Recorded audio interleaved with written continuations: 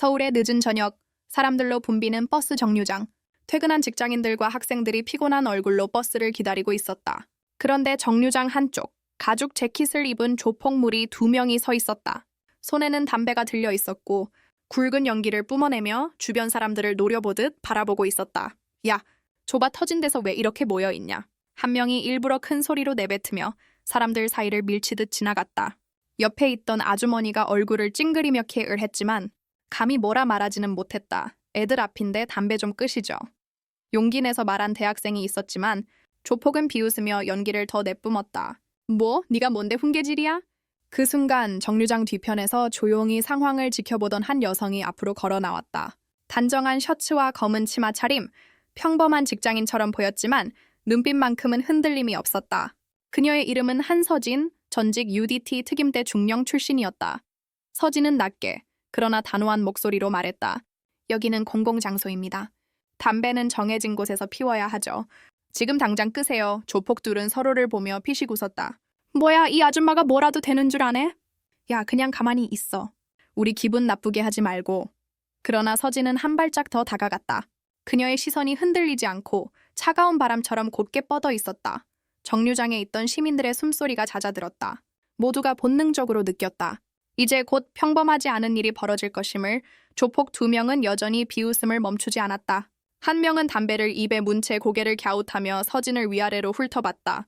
야, 너 뭐 하는 년이야? 여기 내 땅이야? 그의 목소리엔 조롱과 위협이 섞여 있었다. 서진은 미동도 하지 않고 대답했다. 내 땅은 아니지만 이곳은 모두가 함께 쓰는 공간입니다.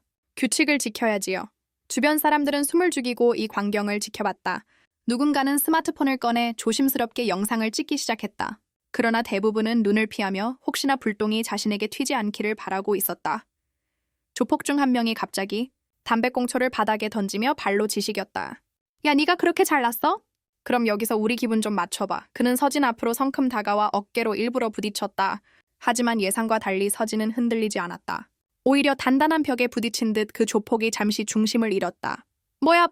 조폭이 눈을 크게 뜨자 서진은 낮게 말했다. 경고했죠. 더 이상 참지 않겠습니다. 순간 다른 조폭이 욕설을 내뱉으며 주먹을 휘둘렀다. 사람들 사이에서 비명이 터져나왔다. 그러나 서진의 몸은 이미 반응을 끝낸 상태였다. 그녀는 유연하게 몸을 비켜 주먹을 흘리고 동시에 손목을 붙잡아 비틀었다. 으악. 조폭의 비명이 정류장을 울렸다. 다른 조폭이 놀라 달려들자 서진은 단호하게 외쳤다. 한 발 더 다가오면 너희 둘. 오늘 여기서 끝이다. 정류장 사람들은 이제 단순한 충돌이 아닌 뭔가 다른 차원의 힘을 목격하고 있다는 것을 깨달았다. 다른 조폭이 이를 갈며 앞으로 성큼 다가왔다. 그는 주머니에서 쇠파이프를 꺼내들며 서진을 노려봤다. 이 아줌마 장난 아닌데? 좋아, 그럼 진짜로 맛 좀 봐라. 순간 정류장에 있던 시민들이 놀라 비명을 지르며 뒷걸음질 쳤다. 공포에 휩싸인 분위기 속에서 몇몇은 경찰에 전화를 걸기 시작했다.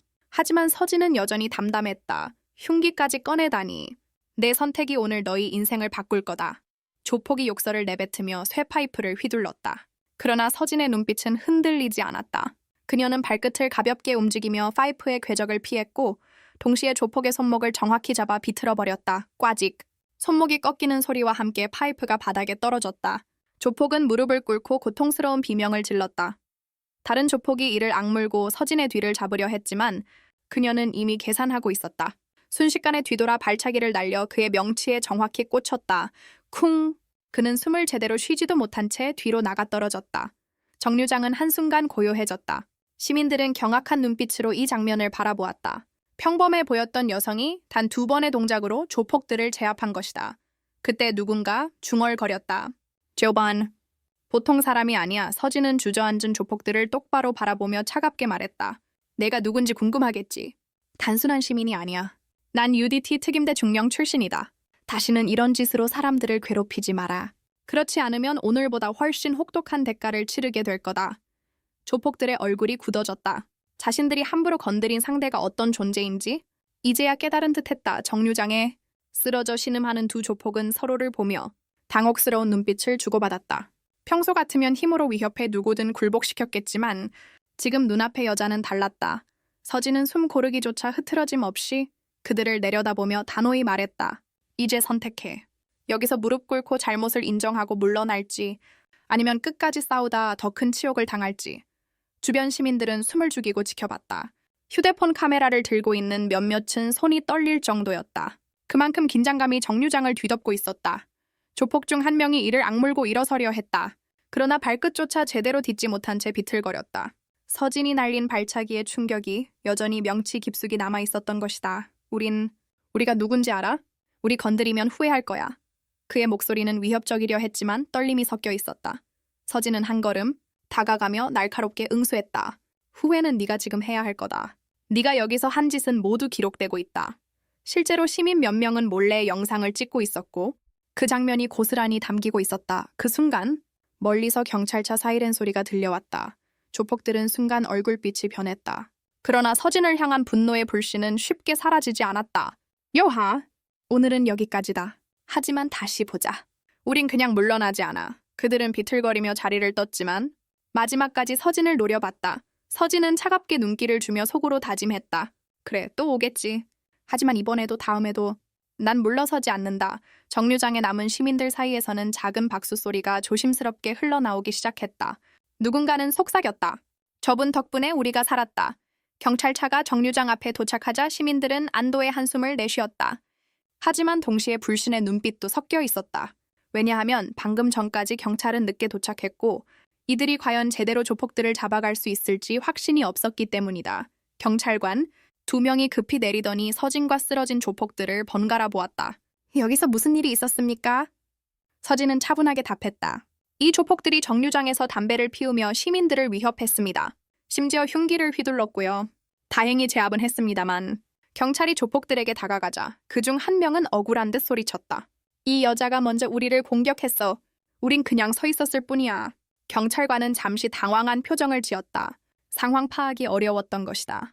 그때 시민 중 한 명이 앞으로 나섰다. 제가 다 찍었습니다. 이 사람들이 먼저 시민들을 위협했어요. 여기 영상 보세요. 그는 휴대폰을 꺼내 경찰에게 동영상을 보여주었다. 담배를 피우며 욕설을 퍼붓고 쇠파이프를 꺼내 휘두르던 장면이 고스란히 담겨 있었다. 경찰의 표정이 단숨에 굳어졌다. 흉기 난동까지 있었군요. 현행범 체포하겠습니다. 조폭들은 이를 갈며 소리쳤다. 너희가 감히 우리를 잡아? 우릴 누군 줄 알고. 하지만 경찰은 이미 수갑을 꺼내 들고 있었다. 서진은 그 모습을 묵묵히 지켜보며 속으로 중얼거렸다. 법이 제 역할을 하면 다행이지. 하지만 혹시라도 이들이 다시 풀려난다면 그땐 내가 또 나설 수밖에 없다.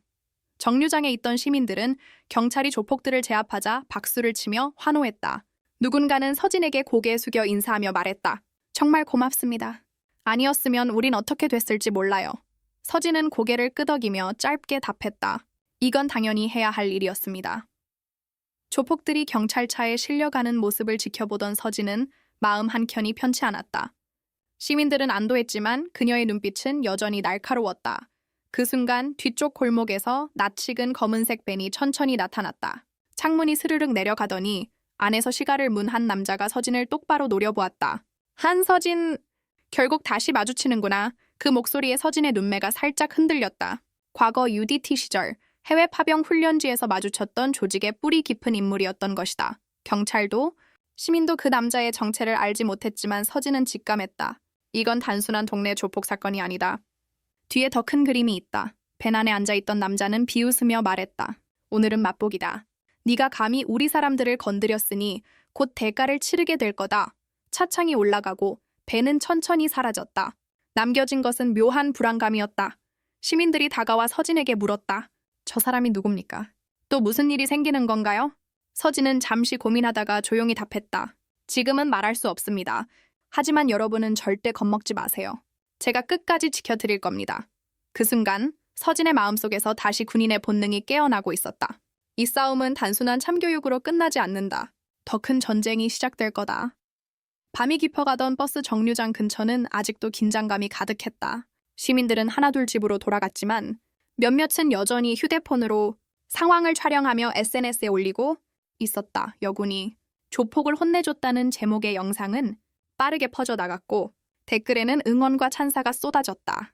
그러나 동시에 저러다 큰 조직에서 보복 나오면 어떡하냐는 불안한 목소리도 적지 않았다. 서진은 그 사실을 알고 있었다. 단순히 오늘로 모든 게 끝나지 않음을. 그녀는 정류장 근처 가로등 불빛 아래 서서 자신을 노려보던 검은 밴 속 남자의 얼굴을 떠올렸다. 그때 뒤에서 작은 발걸음 소리가 다가왔다. 서진이 몸을 돌리자 중학생쯤 되어 보이는 남학생이 두 손으로 도시락을 내밀었다. 아갑, 누나가 아니었으면 저랑 친구들 진짜 큰일 날 뻔했어요. 고마워요. 서진은 잠시 말이 막혔다. 도시락은 소박했지만 따뜻한 온기가 느껴졌다. 그녀는 미소 지으며 도시락을 받아들었다. 고맙다. 하지만 네가 고마워할 건 나보다도 용기 내서 증거를 찍어준 시민들이야. 소녀는 고개를 끄덕였지만 곧 걱정스러운 얼굴로 물었다. 근데 누나 괜찮아요? 그 사람들 다시 올 것 같던데. 서진은 하늘을 올려다보며 낮게 중얼거렸다. 와르던다. 이번엔 제대로 끝장을 내줄 테니까. 멀리서 경찰차의 경광등 불빛이 희미하게 사라지고 도시는 다시 평온을 되찾는 듯 보였다. 그러나 서진의 가슴속에는 이미 또 다른 전쟁의 북소리가 울리고 있었다. 다음 날 아침, 버스 정류장 사건은 이미 지역 뉴스 첫머리를 장식하고 있었다. 역은 UDT 특임대 중령 출신 시민들 앞에서 조폭 제압. 이 자극적인 제목과 함께 영상은 전국으로 퍼졌다. 직장인들은 출근길 지하철 안에서 그 영상을 보며 놀라움을 감추지 못했고 인터넷 커뮤니티에서는 진짜 영화보다 더 영화 같다. 저런 사람이 나라를 지키고 있었다니. 존경스럽다는 반응이 이어졌다. 그러나 다른 한편에서는 심상치 않은 움직임이 감지되고 있었다. 조직의 핵심 인물들이 한 비밀 공간에 모여 서진의 영상을 반복해서 재생하고 있었다. 이 여자 그냥 놔둘 수는 없다. 조직의 체면이 걸린 문제다. 경찰도 언론도 다 그녀 편이야. 성급하게 움직였다간 역풍만 맞는다. 아니 오히려 더 은밀하게 처리해야지. 정류장이 아닌 그녀의 일상 속에서 회의실 안공기는 살벌했다. 그들 중 한 명이 사진을 꺼내 탁자 위에 올려놓았다. 사진 속에는 서진이 근무하는 회사 건물이 찍혀 있었다. 이제 그녀가 지키려는 건 군이 아니라 평범한 직장과 사람들이다. 그 약점을 치면 된다. 한편 서진은 회사 건물 옥상에서 커피를 마시며 짧은 휴식을 취하고 있었다. 바람은 선선했지만 그녀의 직감은 여전히 싸늘했다. 어제의 싸움은 시작에 불과했다. 놈들이 움직이기 전에 내가 먼저 잡아야 한다. 그녀의 눈빛은 이미 전쟁을 바라보는 군인의 그것이었다. 버스 정류장 사건 이후 며칠이 지났다. 인터넷과 지역신문은 여전히 서진의 용기와 침착함을 칭송했지만 그녀의 주변은 조용히 더 거칠게 움직이고 있었다.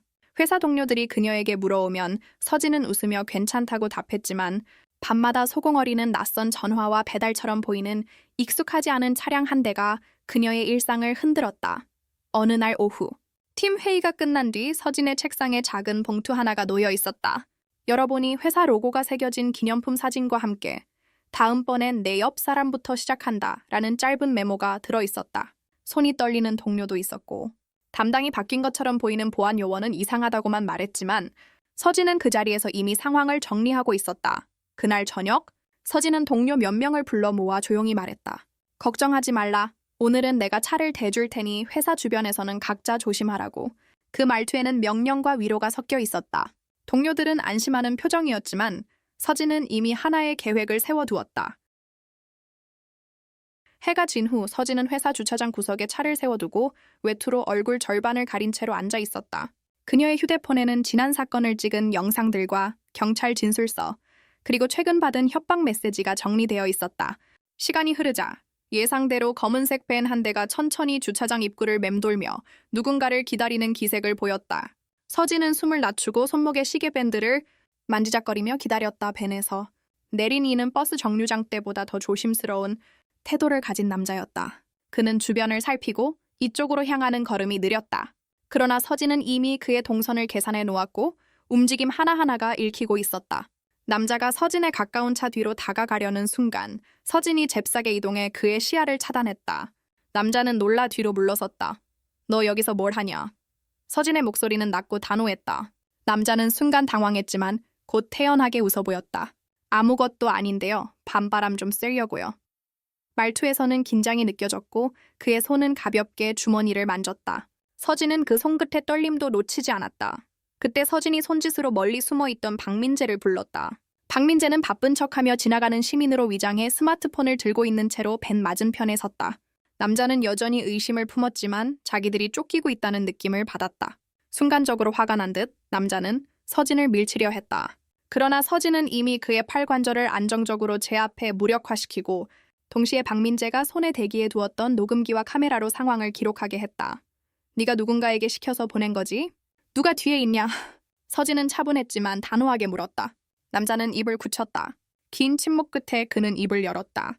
볼 일 없다. 그냥 시키는 대로만 했을 뿐이다. 목소리에는 두려움과 혼란이 뒤섞여 있었다. 서진은 더 이상 강하게 굴지 않았다.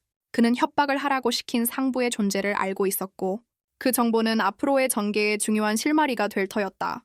서진은 침착하게 남자의 신분을 적어두고 녹음과 영상을 경찰에 넘길 준비를 했다. 그러나 그 순간 차 위쪽에서 희미한 엔진 소리가 들렸다. 무정의로 서로 연락하던 목소리가 가까워졌다. 벤 앞에 있던 다른 인물들이 다시 돌아오고 있었다. 상황은 다시 급박해졌다. 서진은 남자를 보호자라며 붙잡아두고 주변을 돌아보며 숨겨둔 작은 무정의를 통해 동료에게 신호를 보냈다. 동시에 자신이 노출된 위치에서 빠르게 각도를 바꾸며 민간인들을 안전한 곳으로 유도했다. 그녀의 움직임은 전투뿐 아니라 사람을 보호하는 데 최적화되어 있었다. 이윽고 경찰의 지원. 순찰차가 사이렌 없이 조용히 도착했다. 최전선에서 뭔가 잘못된 기척을 느낀 조직 측은 급히 철수하려 했고 서진은 그 순간을 놓치지 않았다. 녹음된 진술과 확보된 영상, 그리고 현장에서 체포 가능한 물증들이 맞물리며 경찰은 즉시 개입해 사태를 수습했다. 사건이 정리된 후 서진은 어두운 주차장 구석에 서서 하늘을 바라보았다. 이번엔 단순히 조폭 몇 명을 제압하는 것으로 끝나지 않았다. 뒤에 도사리던 더 큰 세력의 흔적이 드러났고 그녀는 이제 그 실체를 하나씩 벗겨가야만 했다. 동료들이 안전하게 귀가하는 모습을 보며 서진의 눈빛은 결의로 단단해졌다.